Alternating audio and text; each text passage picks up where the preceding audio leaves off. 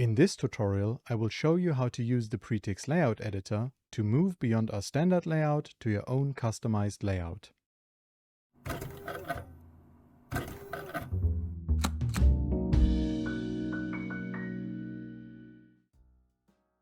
To customize the look of your event tickets, we offer our layout editor.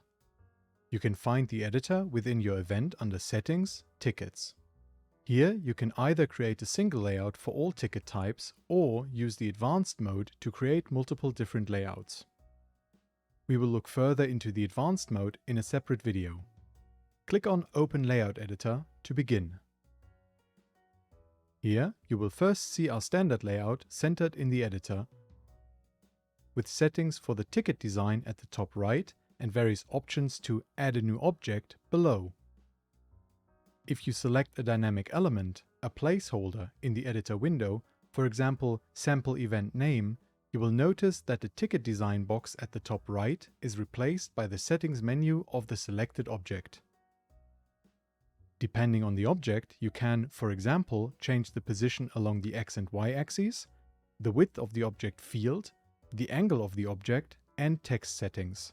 Some dynamic elements, such as the text element, also have the content setting at the top.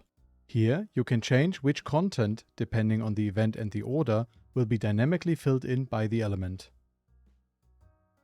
Click on an empty area of the editor to return to the ticket design settings. When editing the layout, it is important to understand that the dynamic elements of the order or event are added to a background that has been designed beforehand.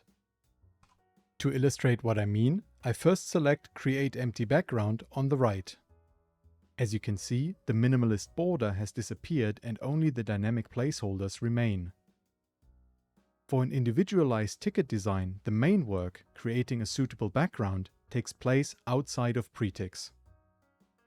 For this tutorial, I will first delete all dynamic elements and then upload my own background by clicking on Upload Custom Background in the Ticket Design box.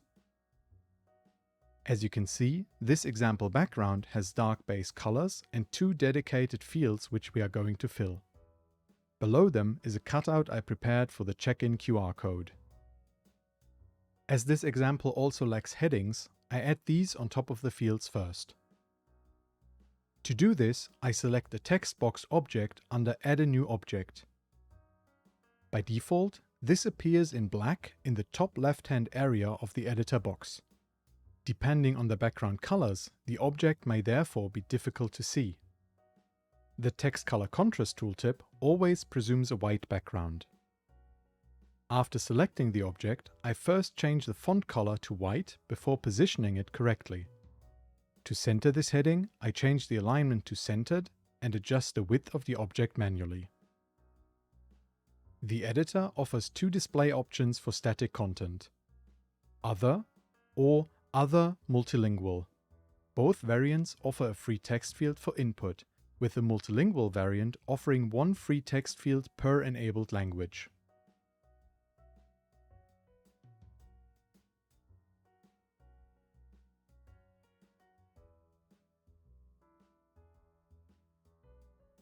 Once the headings have been set, I now insert a text element to fill in the name of the participant and a text element for the product name.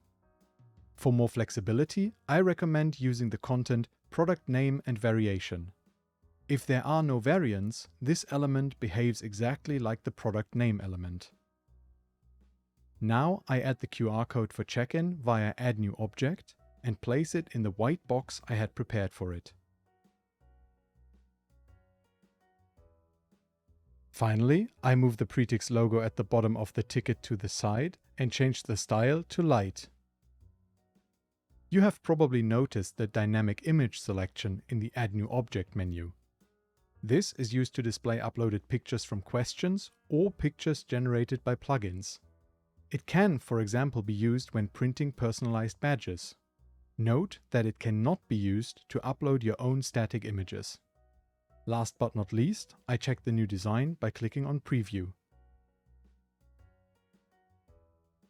Happy with the result? Don't forget to save. Pretix, ticketing thought through.